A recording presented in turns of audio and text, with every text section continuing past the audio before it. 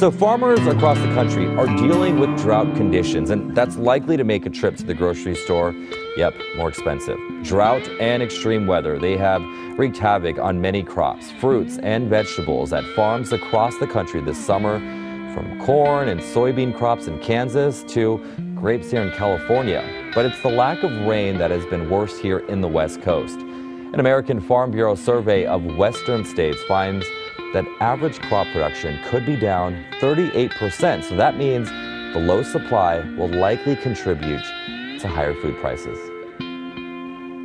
We've never seen drought like this. We've never seen warm years and early harvests like this. And that comes to smaller ears of corn, smaller tomatoes, just the result of a stressed out plant. And farmers are also dealing with other challenges like higher fuel prices, labor costs, even more expensive packaging. The Bureau of Labor Statistics says food prices are already up 13% in the last year.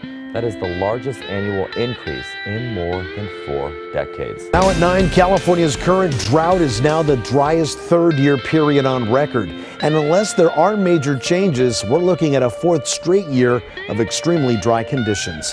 That prediction comes just days after California started the new water year. That runs from October 1st through September 30th.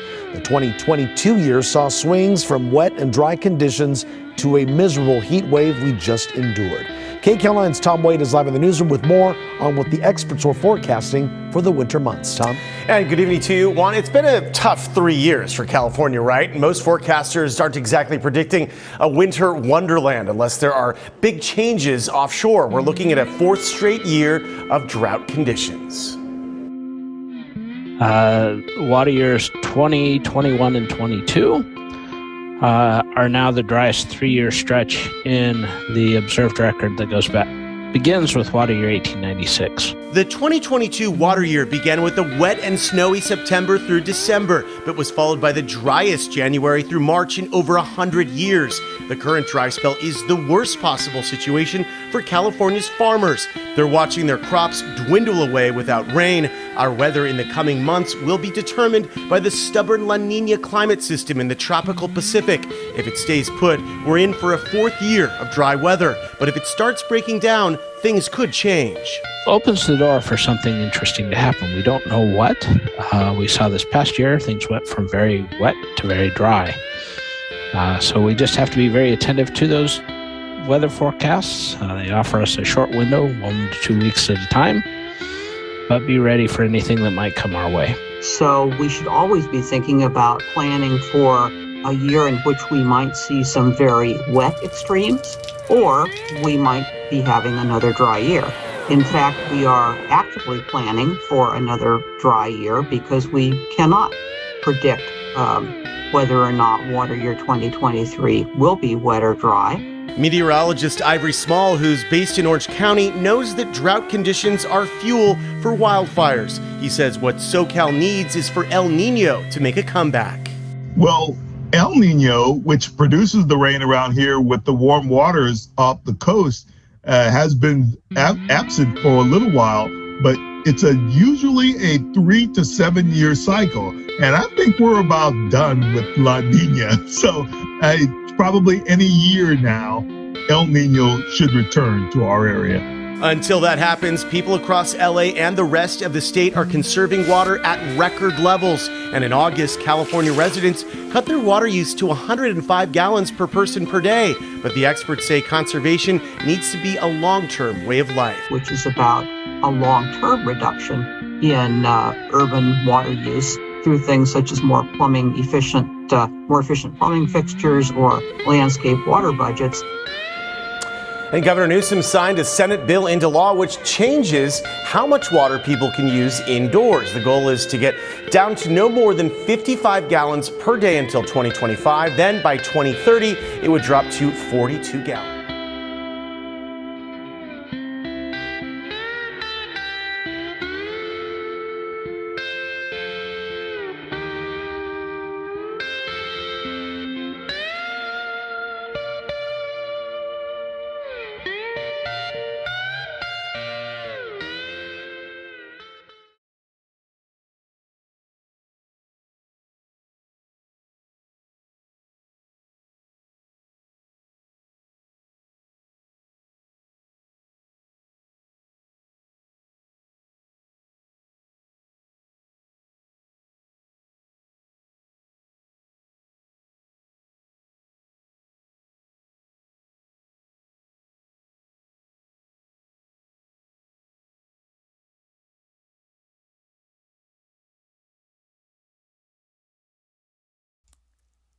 All right, we're here.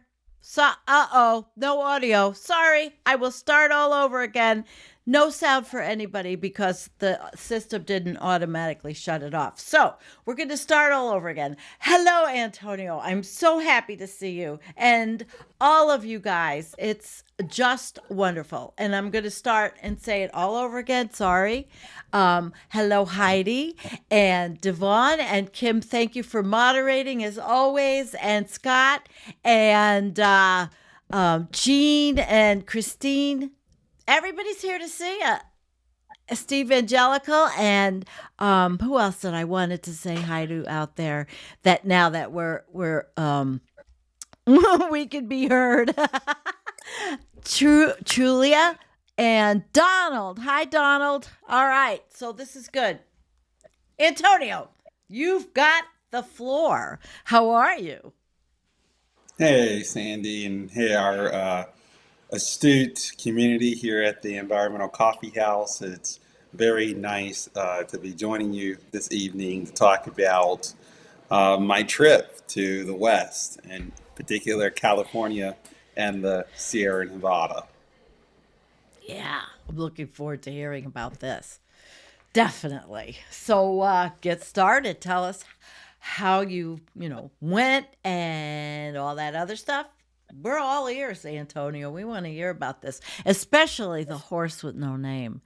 I put the song in and you touched me because being that you are in the last decade of your 20s and you should be having the time of your life, the time of your life. We have to hear this. We definitely have to hear this. All right. Okay. Well, I guess without any further ado, thank you, Sandy. So yeah, I had the opportunity to go out to California. In particular, I went to Newport, which is a city or suburb outside of Los Angeles, about 45 minutes outside of Los Angeles proper. And one of my friends lives out there that I graduated college with, Appalachian State. And he's been living out there for about 6 years. And he's living now in a $3 million home on the beach over there in Newport. I say $3 million, but if you actually are at the house, it's a fairly regular house. Yeah. But, in California, the cost of living is so incredibly high that, it costs nearly $3 million. Uh-oh. What happened? Uh-oh. Call back. Okay. I'll get you. To afford, yeah, I just lost out, but to afford a regular home.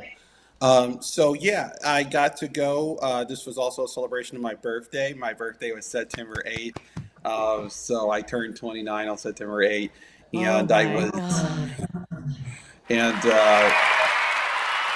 happy birthday to our Antonio, who I love so much.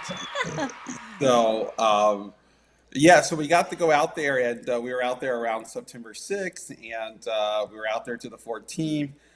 We were there. The trip was to go on a backpacking trip in the Sierra Nevada around June. Mammoth Lakes, Thousand Island Lakes, Agnew Lake, and Jim Lake. That's kind of the area that we were. Is just south of Yosemite. Sandy, did you get that PowerPoint? I did. I sure did. But do you want to bring? I will. I'll bring it up. I have it. Let me get us into the overlay. Get rid of the overlay. And there we go. We have the one article. And all I have to do is, let's see. I'm going to bring that down, Antonio, because I had to put it on Google. It was on Google Drive. All right. Now, look at that. There we go. This was the last minute, guys. We pulled it off. I'm thrilled. I'm just thrilled to pull it off. All right. So go ahead, and I will work on getting what you need. Okay. Yeah, it's really hard for me to read that, so I'm going to pull up the PowerPoint and just talk through it, and hopefully we're able to. Oh, you were looking at the screen. Too small. Yeah, it's too small for me. I can't read anything on that, so I'm gonna have to just pull it up on my own computer. But that's All right. okay. Hey, we can wait. Listen, everybody that's with us. I already have it pulled up, so it's fine. Yay, you are Um, fast, Antonio. All right, this is good. so this is, I mean, I just wanted to make a uh, small I need to PowerPoint. hear you, Antonio. You're very Can you not low. hear me? Can you not You're hear me? low. I You're don't know why I'm low. low. You're very low. Is there any way to change that? If you can't, it's okay. We can I handle it, don't guys. I don't know why I'm low, so I'm not sure. All I'm all right. the way turned up. Nothing is I, ever perfect when it is live, and we have the best audience who understands all of this stuff. It's always we're always learning. It's always a am I learning. low to the audience, or am I I just low don't to you? know. We'll ask them. If they tell us, then we will go with what everybody tells us. That would be, I think, pretty helpful. So let's wait and see what happens. Oh, that I didn't want. Okay, I just lost the page. Here we go. All right, that's the wrong one. Sorry. My goodness. And I didn't even do a lot today. I lost I lost the Oh, that's great. I lost the Chrome. Oh, there it is. It's back. Now we lost you. We are having one hell of a night tonight, guys, but we are absolutely going to get this done. We're going to talk about it. We're going to talk about the water and what's happening. All right, let's get So I'll going. just start talking about it. Yep. So that first picture here is just a map to give you guys an idea of kind of where I was, the geography of California. So I was just, I landed just south of Los Angeles. My journey took me 6.5 hours north, Okay. to through the Mojave Desert. You can kind of see that on the right there. Kind of not through Death Valley, but I was on the edge of Death Valley. And then you see where that square is, right Yeah. above Sierra Nevada. Yep. That marks Yosemite National Park. I wasn't in Yosemite National Park, but I was just south of Yosemite in Juneau Mountains Lake. So Okay. that Mammoth Lake. So that gives you guys kind of an idea of where I explored. So from South Cali to Central Cali is kind of the area that I got to explore in That's the back, awesome. the spine of Cali, not the coast. So a little bit, Sandy, if you want to get to the next slide. I sure do. All right. There we I go. don't know if I don't know if people are seeing this as a slideshow. It just looks like kind of like a collage. But so I That's all took right. this picture just because I wanted to talk a little bit about the urban form that I encountered when I was in Los Angeles and Great. California. So what I found is overall, California, LA was very progressive in terms of people's consciousness and awareness about the climate crisis. Honestly, conversations about climate change and extreme weather events was all over the place. If you would Good. only sit and take a listen. Really, I mean, everywhere I went, people were talking about the different extremes. Okay. But when I landed in San Ann, California, which is right outside of Newport, it was about 95 to 97 degrees Fahrenheit with 60% humidity. Little hot. And if you're aware, that's very, very hot for the Mm-hmm. LA area. Yeah, it Um, is. and there was excessive heat warnings posted all throughout the LA basin because of this extreme and historic heat wave that was hitting the area. The local political officials had asked people not to charge their electric cars. That's something else that I wanted to say to folks. Um, that LA is an area of 12 million people, the state of California, 35 million people. Um, and LA is just a sprawling madness of just Oh my God. low density sprawl Wow. suburban sprawl in I every know. direction as far as you can see. I know. And, some of the challenges that I thought were very interesting for this progressive minded group of people is how do they take a city, which is a form of technology that was devised in the 20th century around the automobile, and how do you make that sustainable, right? Not. Uh-oh. He's going to drop back and forth. Just hang on. He'll be right back. If everything's going to go wrong, it's just going to go wrong.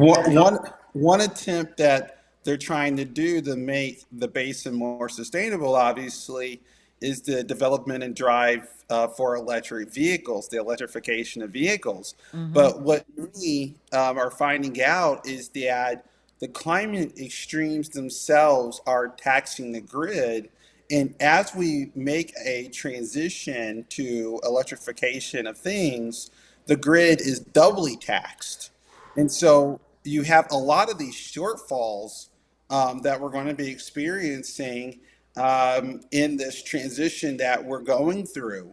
And people need to be ready for that. I mean, California is the fifth or seventh largest economy in the Oh, world, yeah. if it's Sure part of is. the United States. And that's why it was so incredible to see such a powerful, such a rich country, rich state, deal with the climate crisis and really, really be losing the climate crisis. Oh, Sandy, my if you want to God. go on to the next. Yeah, the big jumble of traffic. So yeah, so what I Been wanted to there. show. What I wanted to show here was the solar arrays and the wind turbines. Oh, Um, okay, we'll go down a yeah, little more. yeah. So this is the one here. Oh, I didn't know you could zoom in like that. I I would actually didn't do that. know either. So we can go back and Um, see what we missed. these are actual solar arrays and wind farms that I saw. These are the farms that I saw when I was passing through. And I thought it was important to show this because it's really hard to see, but when you're actually Huge. there, it's such an obstruction to the natural land, right? And it shows you that this transition that, we've been kicking down the curve that, oh, in the last 10 years, we'll do the old college try and rush and do your paper at the final minute kind of thing, really shows that actually this is a lot more complicated than just throwing up solar panels and wind turbines. Oh, These hell things yeah. are these things are massive facilities, and you actually probably, I mean, I'm not trying to be Trumpy in any sense, but you really would not want to live near these massive solar arrays or wind turbines, Oh. built, just because, I mean, they are hideous So it's in the terms of. NIMBY effect because we have a solar farm up the street and now everybody's selling around it. But I drove around it and I thought if you put trees, which you have to be careful because they aren't going to allow you to have the types of trees that are going to And I know this get in the this picture way. doesn't do it justice, but these fields are huge, right? Gigantic. And that's another thing that, and honestly, I think California is still getting less than 10% of its power from all of this. Oh So my you think God. about the scale that we would need to.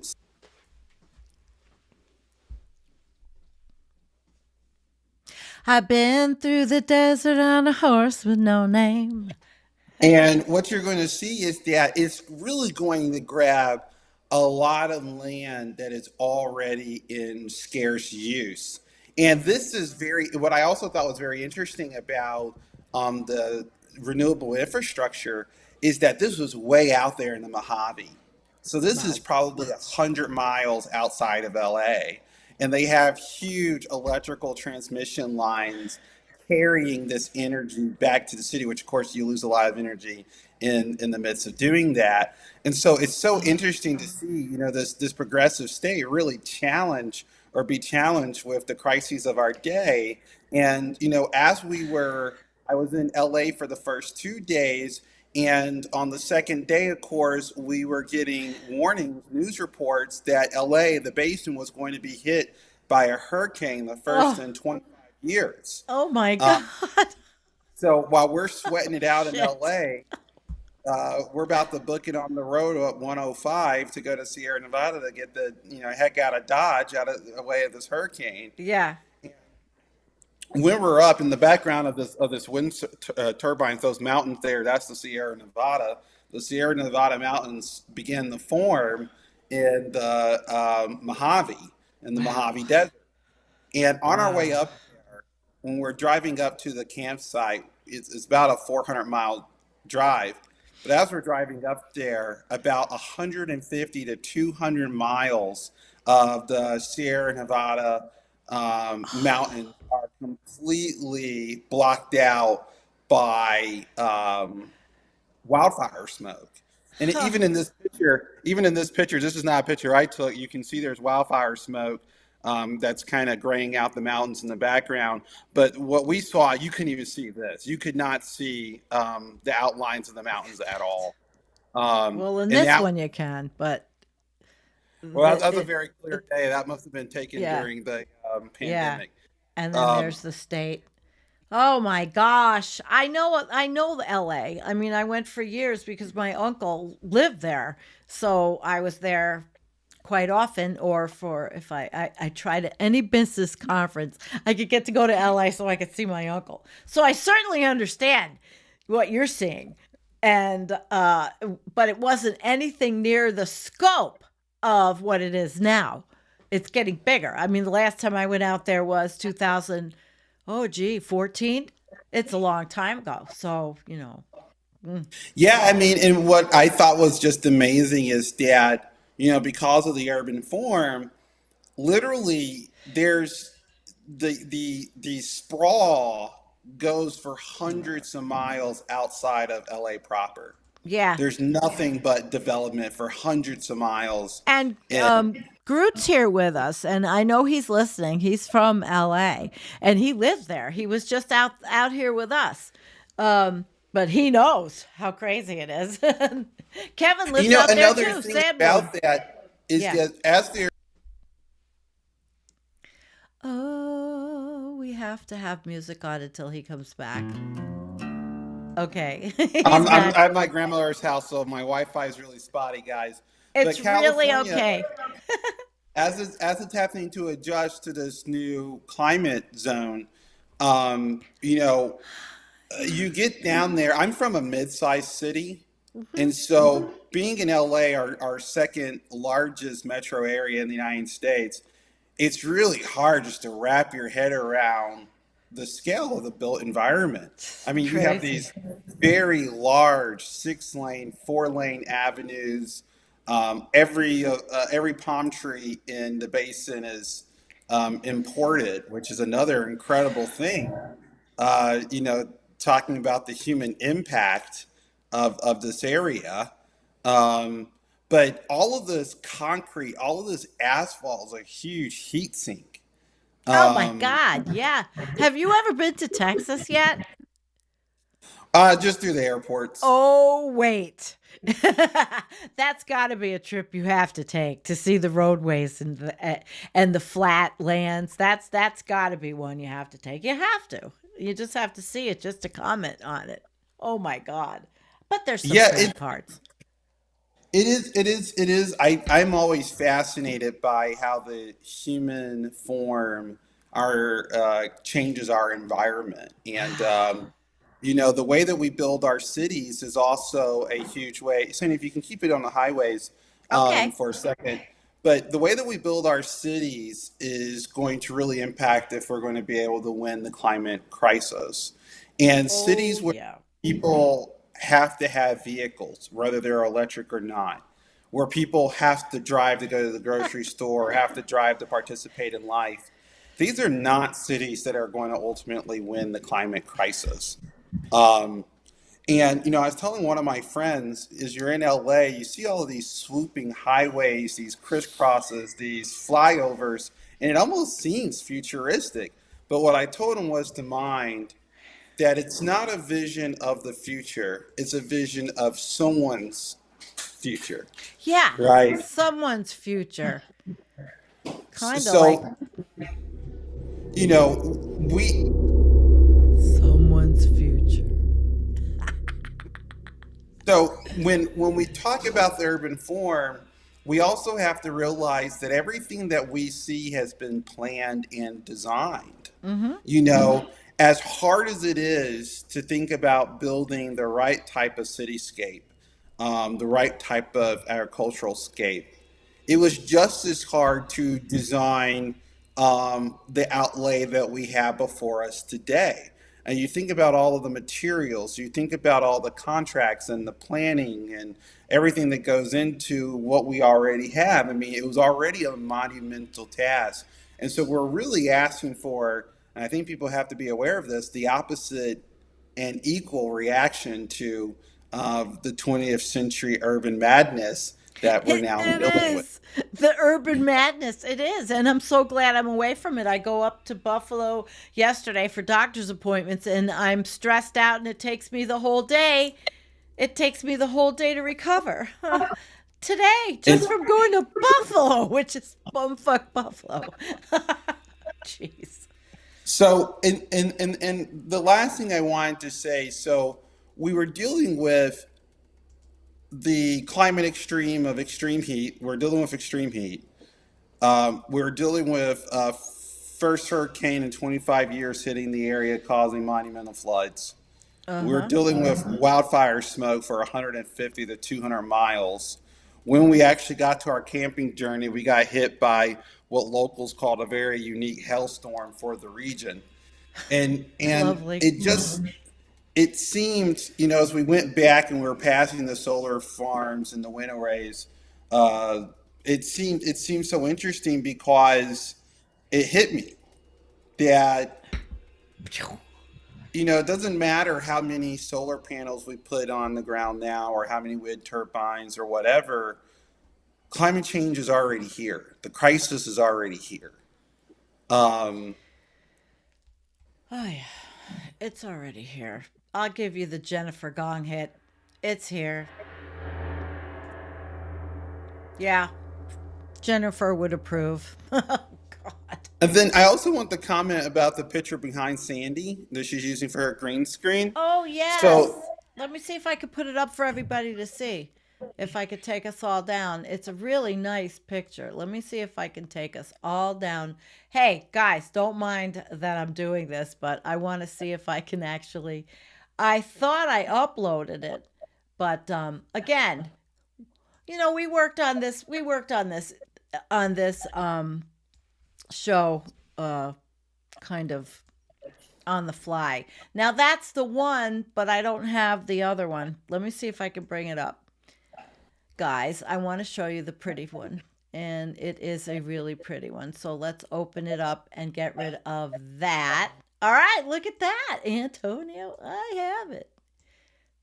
All right. Have the will, have the way. All right, so that is Antonio's beautiful, amazing picture. Wow. So this is one of the lakes that, former lakes that we came to called Gem Lake. And obviously there's the dam there. Gem Lake? You said Gem. Gem. G-E-M. Okay. G-E-M. Okay.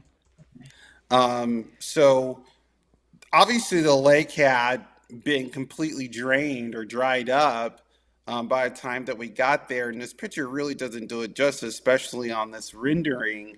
But it was just so eerie and almost apocalyptic, it felt. And that's why I brought up the song Horse with No Name, because, of course, there's a line in there where the singer says, he came to a dry riverbed, and the story it told of a river that flowed was sad. And it really was saddening. He'll be back. It was sad. It was sad. You're right. But that's an to amazing realize picture. all of the life that was probably at one time teeming in this massive lake. I mean, it's really hard to get the size from this picture, but this was a massive lake, which I'm sure had a lot of different fish and aquatic life, and of course land animals that depended on it. But also, while we were up there, there were no snowpacks on the Sierra. The snowpacks were all gone, and so there wasn't really. That's why we were seeing this. And up and down the desert, and getting into this more forested area, this was a very common sight. This was a very common sight, and this is what ultimately made me realize more than the excessive heat in the LA basin, more than the hurricane, more than the wildfire smoke. It was seeing landscapes like this that made me realize the extent of the crisis that we're in. Wow. Pretty heavy, I would say. I mean, you really had like this major epiphany of holy crap, this shit's really happening in front of your face experience, right? That's Oh what you yeah. had. You I definitely mean, had just that. because it's, people, like I said, are somewhat aware, but right when you leave the city Yeah. and you're in the midst of nature and you see how dynamic the changes are, Yeah. it's really eerie and Mm. worrisome. And then, you wonder, like, how many more riverbeds and reservoirs are going to dry up before the people in LA can't turn on their tap anymore?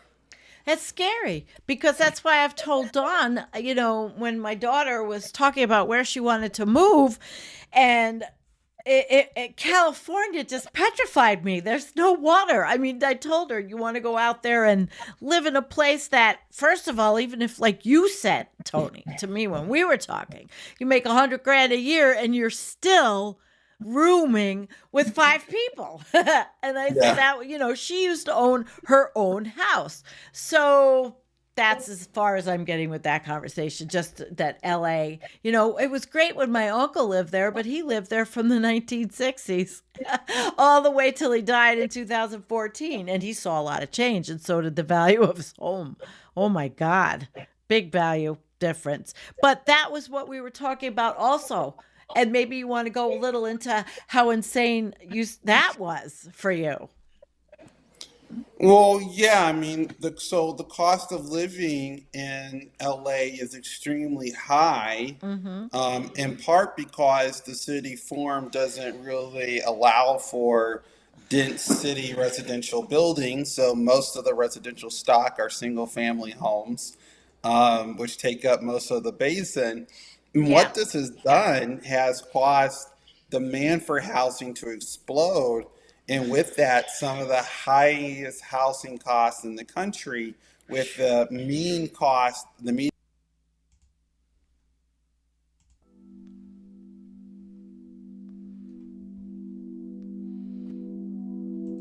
with the median cost of a home being close to $750,000 in the basin. And Yeah. so that's mostly unaffordable for most folks. Yeah. Groot says if it doesn't matter where you are, if you're old enough, you see it. And Antonio sees it because he's our old soul. Antonio's our old soul. Caused the major and that unaffordability in Los Angeles. Can you hear me? Yeah, you're kind of frozen, Sandy? but yeah, can you hear us? Go back Sandy, and are come you back. with me? Go back and yeah, he'll come back. He's at his grandma's. I love live. But you guys are with us, and he's telling you, and so is Groot. You're And this back. housing crisis is Yeah. caused by the urban form, and the urban form in Los Angeles has caused, again, demand to shoot up. And so what we see is some of the highest housing costs in the country.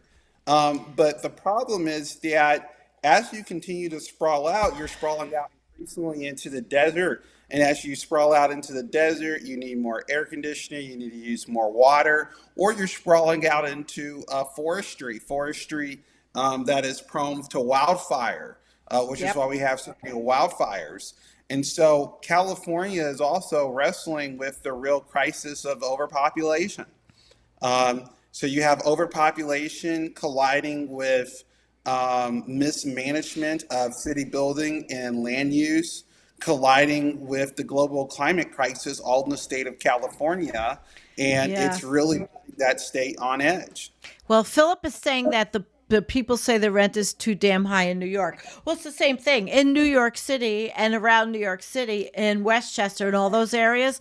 It's just as crazy as California.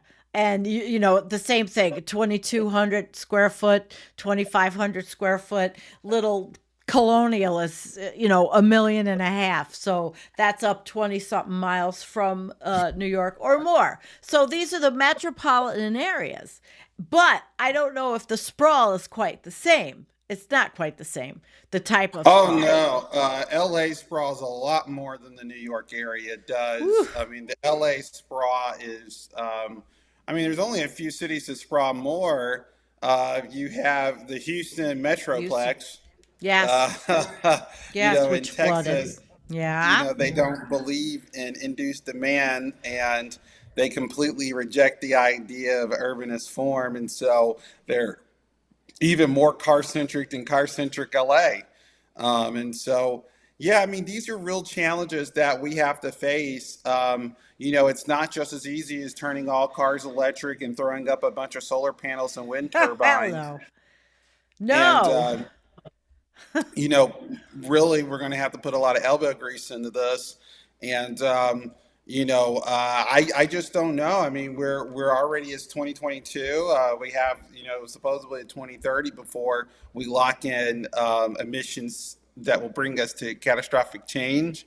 I'm already starting to see catastrophic change in the places of the world that I visit. So maybe in your own backyard. Here in North Carolina, we just had to deal with the remnants of Hurricane Ian that devastated the Florida coast.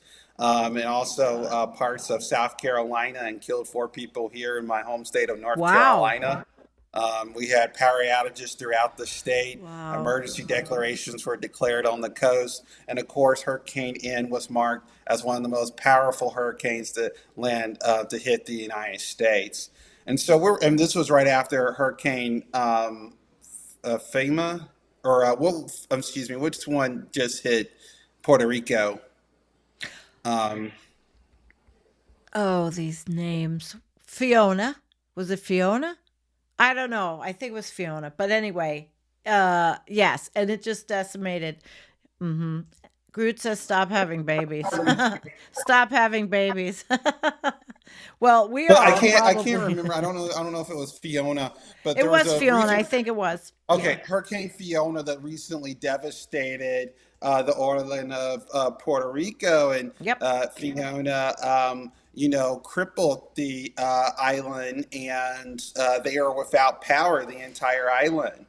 So we're dealing with these real crises in real time. Of course, we're not just dealing with them here in the United States. There was the outrageous floods that were happening in Pakistan. There was the largest typhoon to hit Japan. So the crisis really is going on around the world. And, I think what people are going to find as they're going to get, increasingly alarmed by the climate crisis around them is that the challenges to resolve the crisis are actually a lot bigger than you think once you actually get started. We can't get Nicholas to finish his PhD in disaster management fast enough. We need him. I was going to say, because look at the state of California. You had Fort Myers devastated down there. And what are people talking about? We're going to build back stronger and better. If you do, how? It's by the insane. By the time that you do, the sea level rise will also be stronger and better. And you are definitely our sea level rise person. Jennifer and I, we did the last show on infrastructure, and it was very interesting, but it's crazy.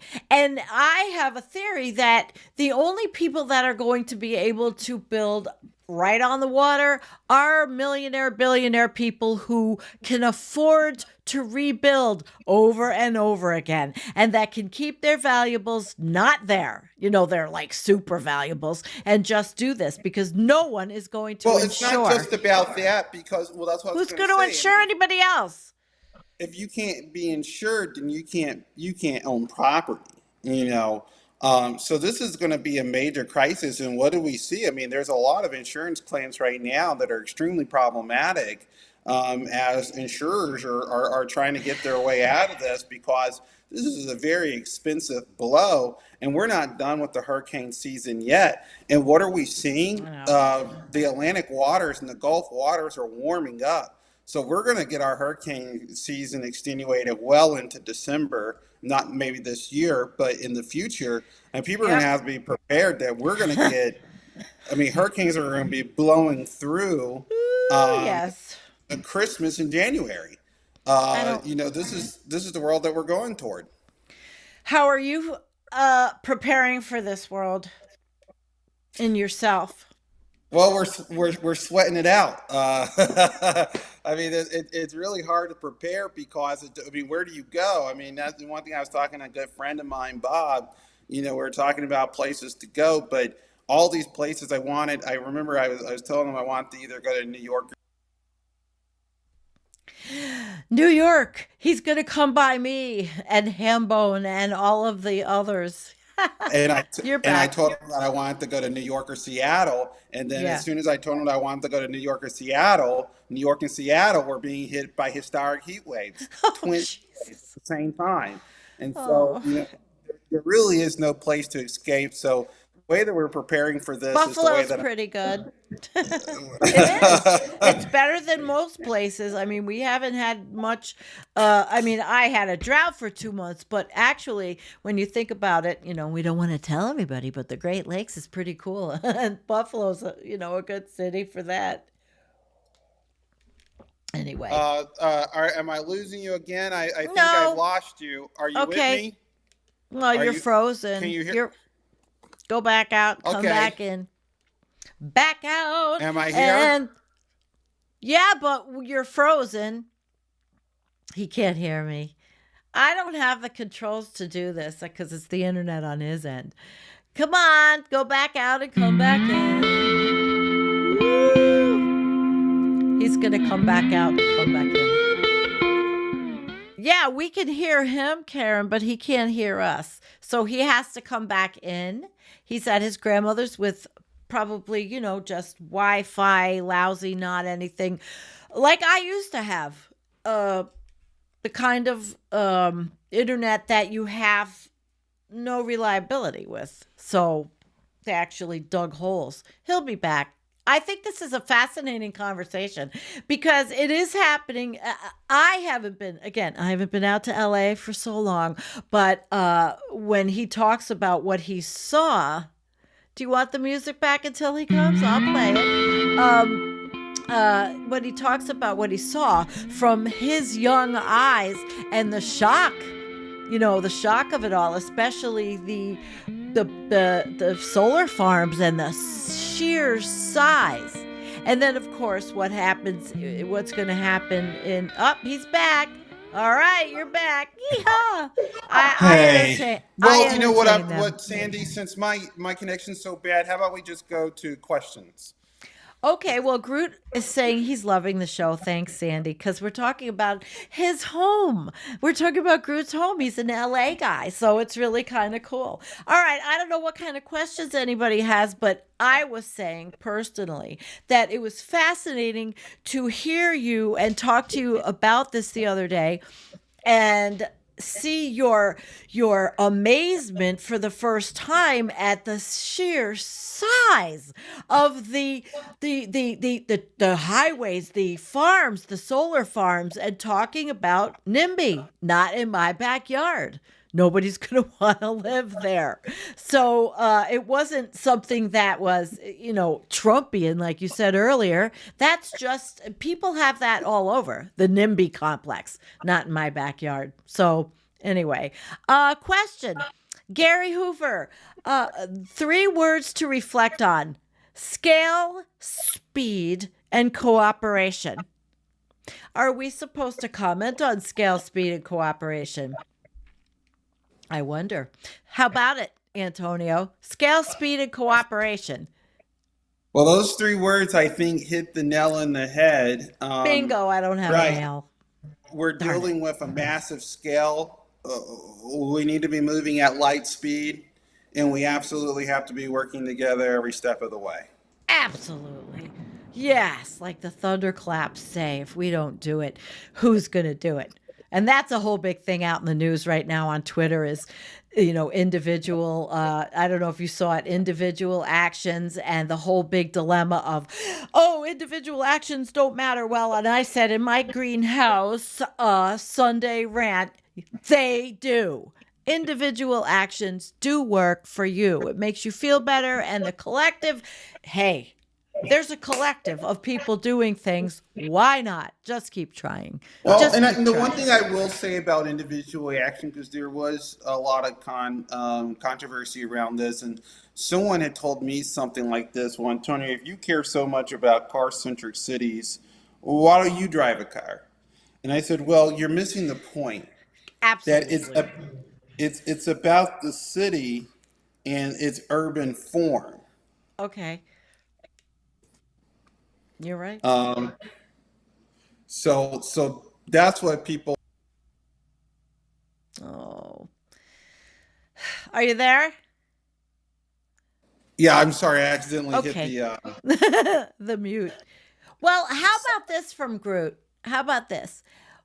Tony, what did you love best about California? I thought the state was honestly the most beautiful state I've ever seen.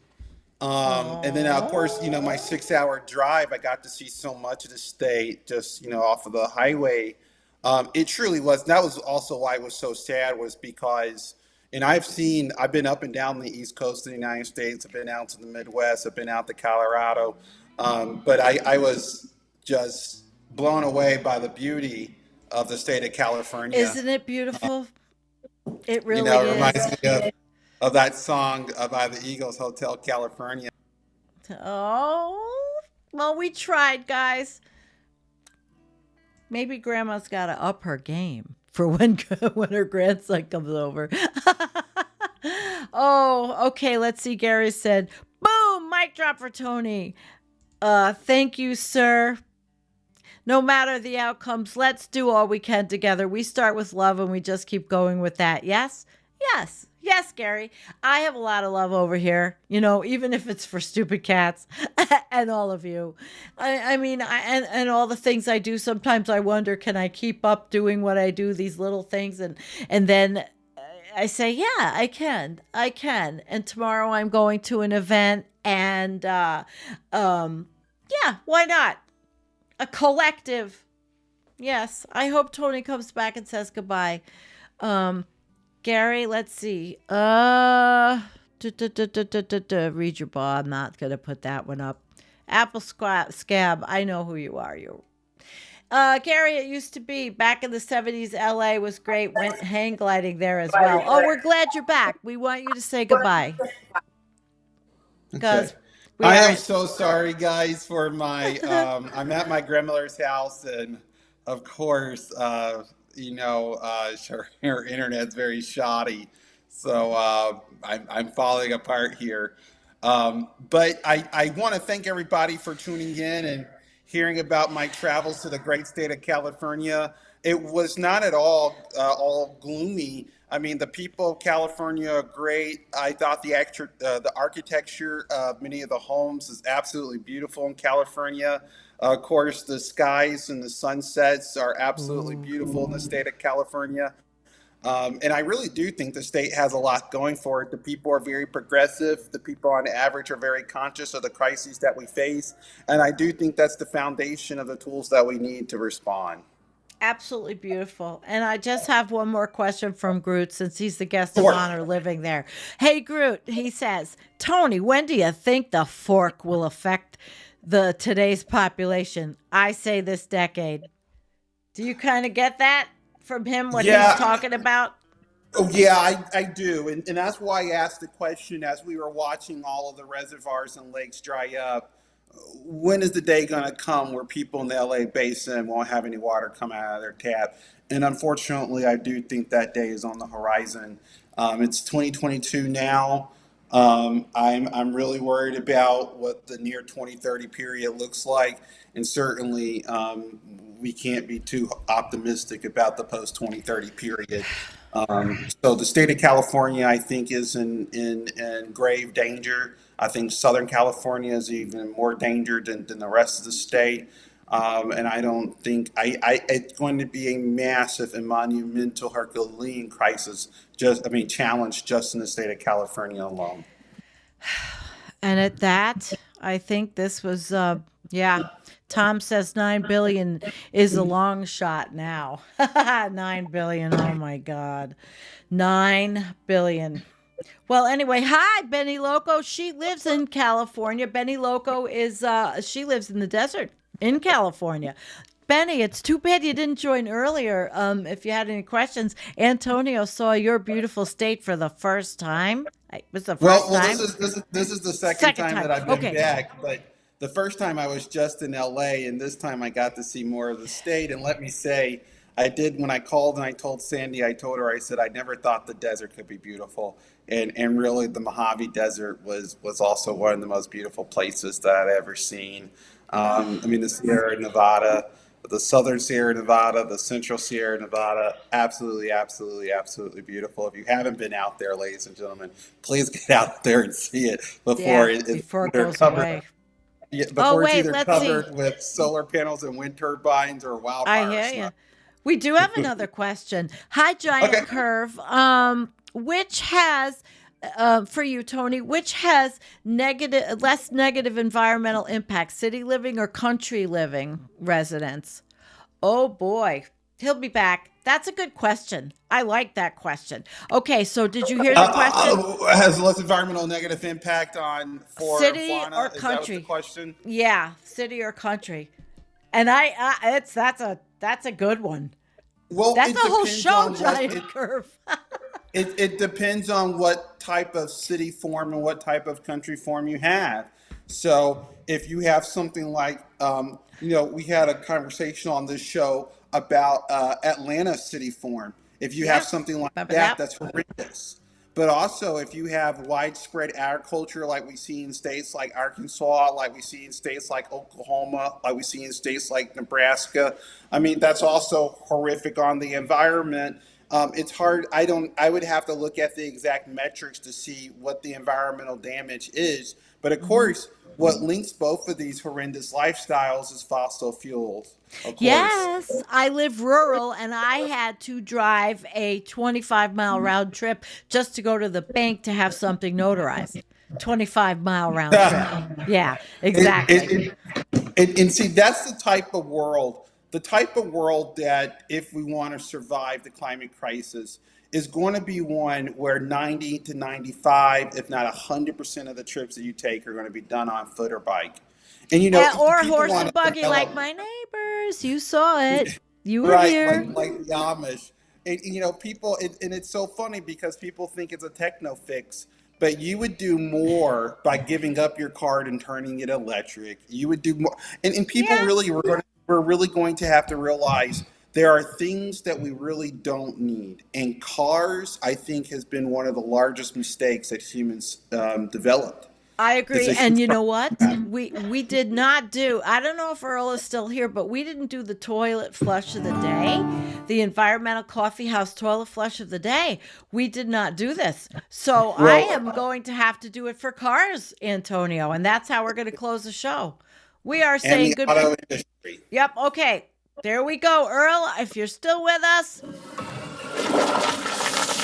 Bye-bye, cars. Bye-bye, cars. All right. We're flushing cars and we're flushing the auto industry down the drain. There you go. Right. I just have to figure out how to get anywhere. Maybe with electric bike with a little electric bike with. Oh no. I mean, there's possibilities. That but I have to put my garbage at the dump. That's the thing. All right, guys. Let's see. Yeah, they are going to mine the OG Skywatch says they are going to mine the oceans for rare earth metals for batteries. Yeah, they are. They are. Oh, I see. He says, no, people have to go to the banks because you have to have something notarized in person. You can't do that. That was not something electronic. Maybe I should ask them to do that. But all right, guys, anything else? All right, you end up. Tell us the end. All right, guys. Well, thank you so much again for joining us with this episode of Environmental Coffee House. And please just get out. Oh, boy. He'll come back and say goodbye again. All right. Enjoy your loved ones and enjoy nature. Thank you and good night. All right, guys. We love you. Good night. And I have to talk to you about next week. I'll tell you on Sunday. I'm going to do a very, very early show on Sunday. So I will see you Sunday. And bye-bye. Bye, Antonio. You can hang on or whatever you